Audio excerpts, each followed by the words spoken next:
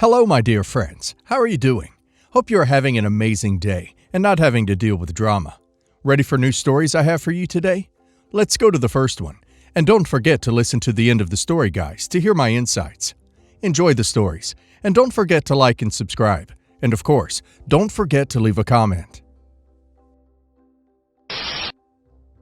I, 35 female, recently got a well-earned promotion at my company after years of hard work and dedication. I've spent the last decade grinding away, pulling long hours, climbing the corporate ladder, and finally, my effort paid off.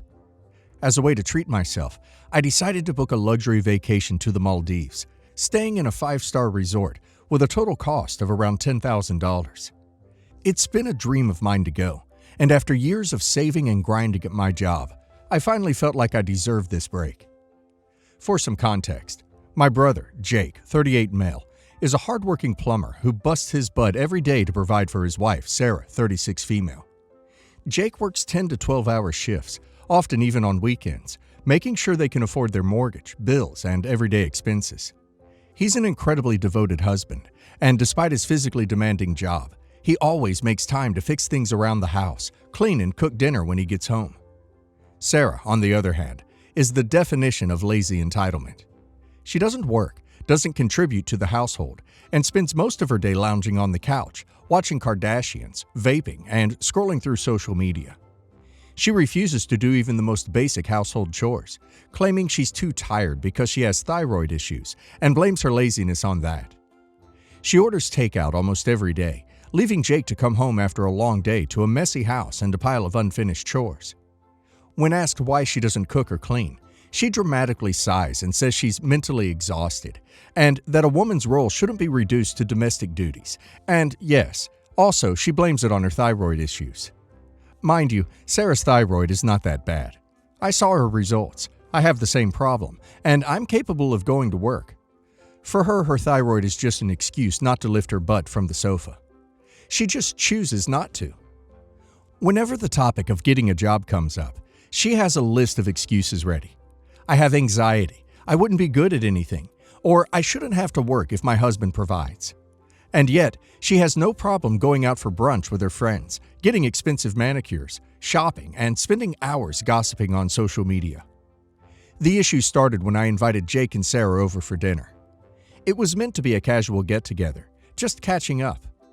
During dinner, Sarah brought up her upcoming birthday and invited me to a celebration she was planning. I apologized and told her I wouldn't be able to make it. I'm going on vacation that week. Sarah's eyes widened. Wait, vacation? Where? She asked eagerly. I told her about the Maldives, how I booked a luxury resort, and how I was excited to finally take some time off after years of working my butt off. She asked about the cost, and at first I hesitated because I knew she was the type to judge.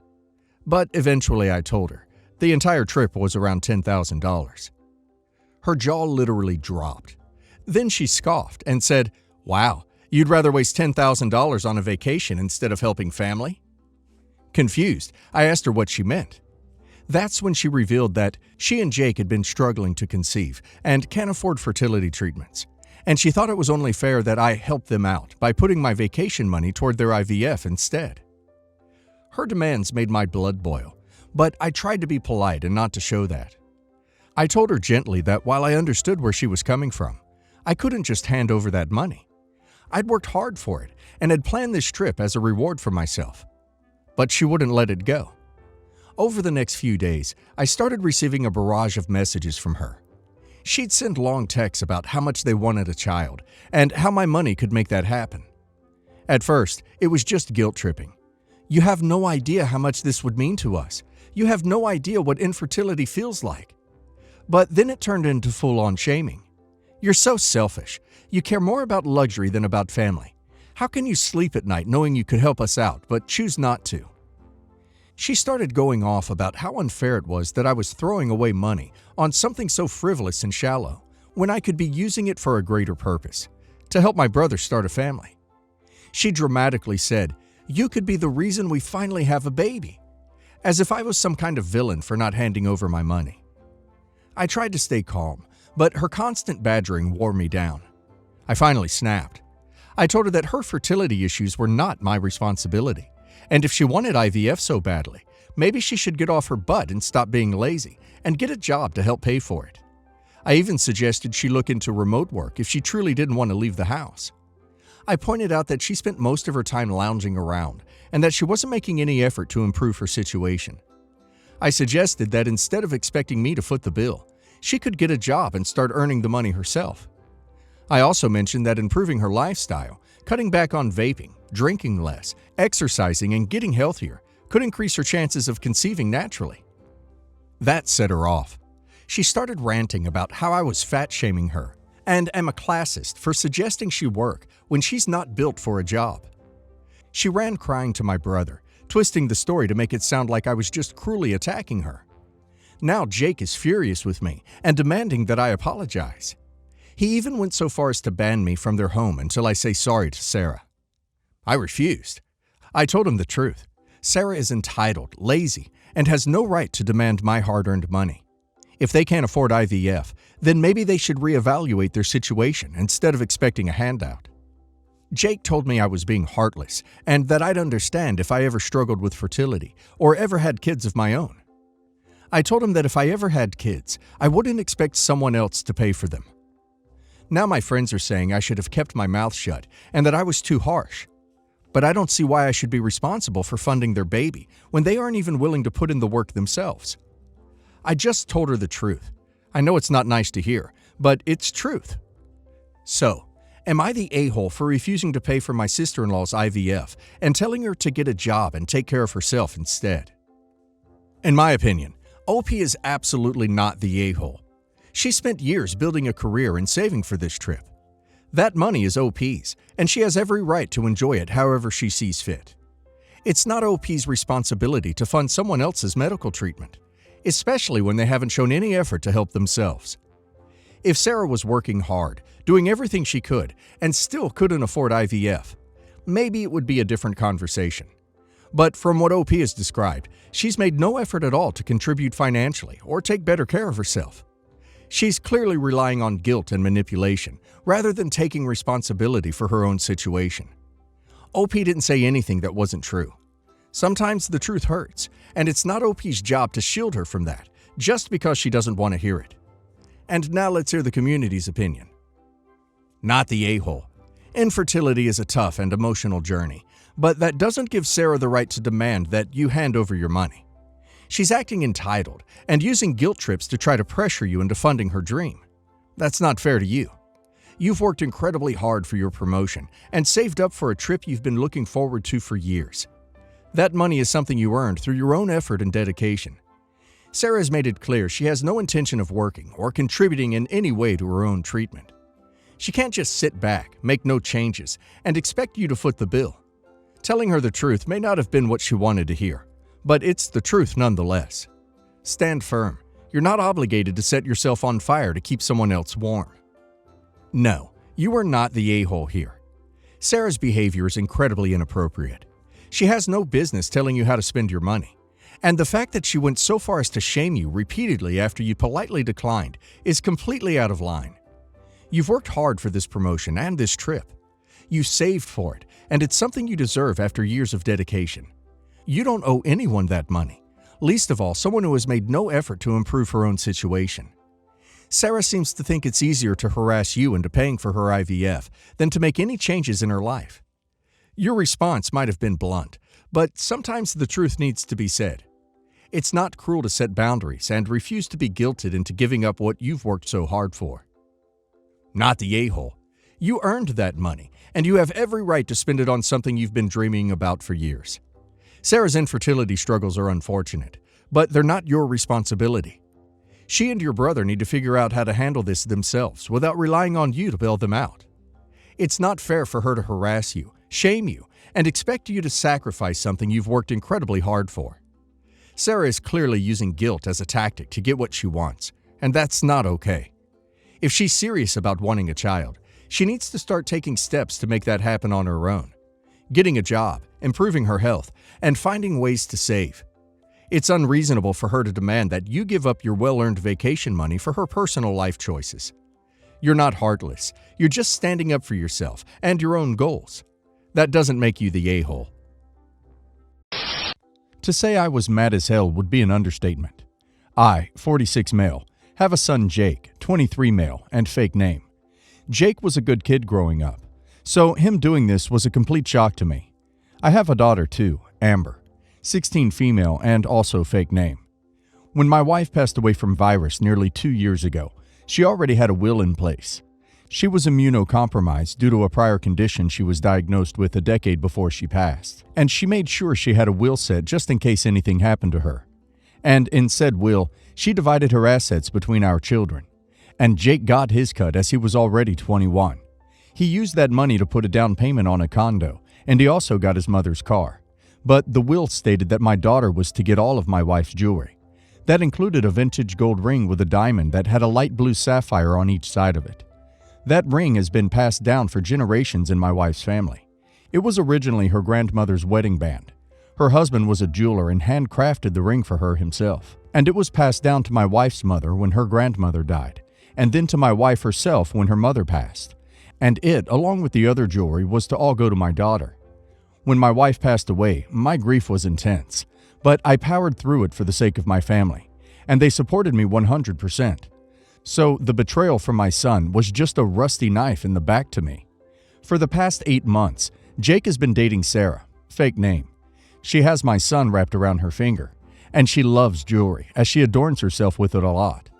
My son mentioned the family jewels my wife left his sister to Sarah one day, and Sarah really wanted to see them. So Jake went into my room when no one was home and showed them to her. He later admitted to me that he'd done this, and I was angry. But I thought that would be the end of it. I was wrong. Jake came to me a week ago and begged for that ring from his mother's family jewels so that he could propose with it. He said Sarah had fallen in love with the ring when she saw it before, and he just knew it'd be the perfect ring to ask her to marry him with. He seemed completely convinced I'd be jumping for joy for him wanting to propose.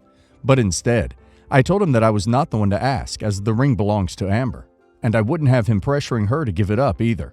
For a fair chance, I'd allow him to explain his reasons and ask her for it once, but only once, without pressuring her, and if she refuses for any reason, that will be the end of it. Jake agreed and asked Amber for the ring right in front of me, but she told him no because she wanted to keep it in the family jewels, and she always loved that ring. To her, it's priceless. She couldn't bear to ever give it up. I told Jake that was that, and to not press the matter further. Jake left looking very unhappy about not getting the ring, but I thought he'd let it go and look into finding a similar one. But he came back another day while I was at work to talk to his sister after she got home from school. He and Amber got into a huge fight about the ring, and Amber called me crying. I called Jake and told him to get out of the house and leave his sister alone. Jake yelled at me that he should have just as much right to the ring as his sister, because my wife was his mother too. But I reminded him he got a lot of his mother's money and her car. The jewelry is Amber's, and only hers. He hung up on me, and Amber soon texted me that he left very angry. Later, right before I left work, my daughter called and told me that Jake came back. He walked in dressed in a suit, went into my room and took something, then left without saying anything to Amber. She tried to keep him from leaving, but he shoved her out of the way. I rushed home as soon as my shift was over and checked my wife's jewelry box. The ring was gone. I immediately called Jake, but he didn't answer. So I messaged him that I'll get police involved if he doesn't return the ring. Using it to propose won't stop me from taking it back. That finally made him talk to me, and he tried to say that I couldn't do that to him because he's my son. I said I can and will because he outright stole the ring, and he'd better bring it back right away or I would take drastic measures. Well, he phoned me right after that, and in a whisper he said that it was too late. He'd taken his girlfriend out to dinner and proposed to her with the ring. He hadn't had it for more than an hour by this point, yet the ring was already on her finger. I said that was his problem. He stole the ring. He can bring it back. It's not his, and I will do whatever it takes to make sure it's returned. And if that means going to police and blowing the whole situation up, then so be it. I'll file a report. I'll even get a lawyer. Jake started crying and saying I couldn't do this to him. I told him tough luck. He stole from both his sister and dead mother. I would not back down until the ring was returned. Jake wouldn't stop crying and making excuses, so I told him to have the ring back by morning, or I would be moving forward with legal action. Jake is my son, but he still broke the law, and I couldn't overlook what he did. He said he'd be by in the morning to talk, and ended the call while crying even more. Well, Jake did show up in the morning, and brought his girlfriend with him to try to guilt us. Turns out, she not only knew he stole the ring, she wanted to keep it anyway, because she was completely in love with the ring since she first laid eyes on it. I told her I didn't care. She could have a jeweler make a copy of it or something, but the original doesn't belong to her. It belongs to my daughter and deceased wife. Jake begged me one more time not to make her give it back, but I and my daughter stood firm. Return the ring or face police and maybe even a potential lawsuit. Jake's girlfriend pulled the ring off her finger and dropped it in my daughter's hands, called me an evil jerk, then left my house in tears. Jake started screaming at me that I may have just destroyed his relationship. I retorted to him that he did this to his own relationship by stealing a ring that didn't belong to him. What kind of son steals from his own sister and dead mother? That is beyond terrible. Jake had nothing more to say to me and walked out to follow after his girlfriend. I didn't get anyone else involved in the situation, but Jake did. He tried getting support from friends and family, but he got the exact opposite reaction he'd hoped for. They were all mad at him over what he'd done. I got many phone calls and messages from people offering me condolences and saying they were not on Jake's side. I tried to do damage control, but now everybody knows. It's been a week now, and Jake's refused to speak to me. I've sent him detailed pictures of the ring, just in case he wanted a jeweler to replicate it. But making a copy would be very expensive unless he used fake stones, and thus far there has been no response. I don't know what the situation is with his girlfriend, if she even still is his girlfriend after what happened. But I still stand by the fact that Jake had to return the ring. I've since had all my wife's jewelry placed in a safety deposit box that only I have access to, and the jewelry will remain there until my daughter is 21, and may even stay there if she wants to keep it safe that way. I know I'm in the right to have reclaimed the ring. However, I don't want my son to hate me, and I don't want the family to hate him. If anyone has any advice as to how to better mediate this situation without me giving away the ring or spending a lot of money, I'm all ears. Your son was selfish. He was ready to give up a family heirloom to a girl he was seeing for 8 months, who has very questionable values and is also selfish and greedy. No wonder your daughter didn't want to give him the ring to propose. If it was years later, the girlfriend would be a great addition to the family, and all would be great. Maybe your daughter would have agreed to give the ring to him to propose. But he just cheapened the ring in every way. If he wants to propose and spend his life with the girl, he can go and get her a ring. But it feels like she is the kind of girl who will tell him to F off if he doesn't put an expensive ring on her finger. It's not your job to damage control. He tried to turn others against you and failed because, well, your friends and family have morals. The only thing you can do is to keep the door open for the time when maybe he will understand his mistake and is ready to admit his mistake and try to rebuild the trust he destroyed. Geez, man, that girl of his is a little manipulative rat. Jake is a man now, and he needs to take responsibility for his actions, that of which seem completely deranged. You did nothing wrong, and it's up to him to make sure his family likes him. Your son is currently not a good person. I would let him stay mad till you see signs of him truly repenting. Don't coddle him. He needs to figure out himself that what he did was wrong. Stay focused on your daughter until your son comes back to make amends. You did the right thing in protecting what belonged to your daughter. Your son and his girlfriend are entitled and selfish. I wouldn't be surprised if their relationship is short-lived. It's not your job to ease consequences for your son's reprehensible actions. It's up to him to take accountability for his wrongdoing and make amends to his sister for what he attempted to do. Until he does, others will rightfully judge him harshly for his actions. Guys, please listen to the update in today's new video later on. Backstory. I've been with my husband since we were 19.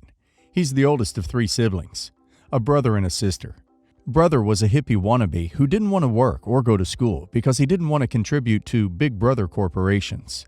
Sister started having kids at 16, 3 kids with 3 different men. None of these men did anything for her or her kids. Husband and I put ourselves through school and have decent jobs, but for most of our relationship have been stuck deep in debt due to school loans and health issues. No kids. We're now in our late 40s and just starting to get some relief due to our being super cheap and diligent for the last decade. 12 years ago, we went no contact with his family. His choice. It was a lifetime of all of them trying to suck every penny they could out of us to support his lazy brother and his sister and her children. Father-in-law actually had a really good union job and retired with stupid sick money coming in. It didn't matter. The only time we heard from them was to ask for money. And not just, hey, can I have $20? It was, Hey, can you buy your sister a $300,000 house and a car? Brother-in-law racked up $3,000 in credit card debt and was considering filing bankruptcy. And in-laws actually had us over for dinner with him to plead his case so we would give him $3,000. Again, we were super underwater with debt, and I told him, you'd be a fool to declare bankruptcy over $3,000. Get 2 part-time jobs and pay it off. An elderly family member passed and left them a load of money. Husband ended up having severe health issues 12 years ago that put him out of work for almost a year, and me out of work for 3 months to care for him. At that time, the phone calls asking for money never stopped. In fact, since we were off work, it was assumed all the holidays would be hosted and paid for by us. Husband went no contact with his parents. His brother went no contact with us for us being so mean. Edit. Oh, and sister-in-law was no contact with us because she owes us thousands she borrowed and didn't make any effort to pay back. I get a text a few months ago from his brother saying, "Hey, is dear husband's phone number still the same? I want to contact him and have a relationship with him." He had also texted dear husband. Since he contacted me, I felt I had a right to respond back. Hey, please do contact him if you want to have a relationship with him. He'd love that. But if you or your extended family are looking for money, I want to let you know we don't have any to give. But please contact your brother if you genuinely want to have a relationship with him. In my opinion, I think they finally ran out of money from father-in-law's retirement and the inheritance, and are now sniffing around. I wanted it to be upfront that we're not handing out cash. If brother-in-law hadn't contacted me and just dear husband, I would not have taken it upon myself to contact him and say this. Outcome. Brother-in-law fell off the face of the earth. No further contact with dear husband. Am I the a-hole for doing this? Or should I have let this play out? Edit. Here are just a few examples of how my in-laws have treated me over the years. Whether we had money or not, we had to have holidays and provide the food. One summer cookout, I purchased a 24-pack of Italian sausages, a 24-pack of brats, and 12 fresh hamburgers. I figured we could cook this up and have lunch and dinners for the following week. Note, there were 8 in-laws coming over. They proceeded to eat all of it. My father-in-law ate 12 sausages and 4 burgers. I was astounded. He said, "Well, free food." We didn't eat for a day, so we could eat as much as was here. Another cookout, mother-in-law actually asked her daughter and brother-in-law's wife to help bring in dirty dishes after dinner. I had brought out my Pfaltzgraff ceramic plates and bowls. Sister-in-law and brother-in-law's wife commenced to take dishes in the house and break them in pieces in my sink because they were so mad someone asked them to help. Same cookout. Sister-in-law told her oldest son to steal whatever he could find of value from our house. He stole my late father's watch my father's company had given him for a retirement gift after 43 years with the company. The reason I found out? They tried to pawn it and found out it wasn't worth that much, and were mad at me that it wasn't that much. Final salvo.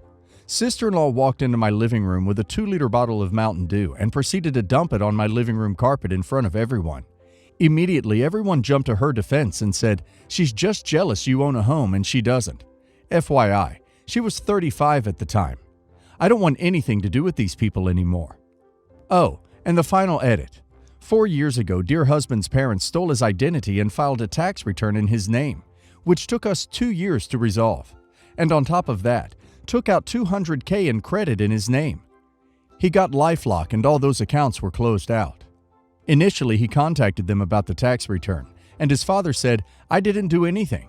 Then the IRS contacted us a few months later to let us know that in-law's bank account had been compromised by hackers with that fraudulent tax return. So dear husband called them and told them that. Father-in-law was like, "What? What did you do to us? Who hacked us? We just stole your tax return. Now you are telling me hackers got my checking account info?" Not the a-hole. I agree that as soon as the brother-in-law contacted you, he opened the door for you to respond. Now that you have, I would go no contact again. Not the a-hole. You've got zero reason to believe they're not up to the same tricks, and it's up to them to prove if they've turned over a new leaf. If they get angry you did such, that sounds like their problem. The fact he vanished the second you said no money kind of tells the story, doesn't it?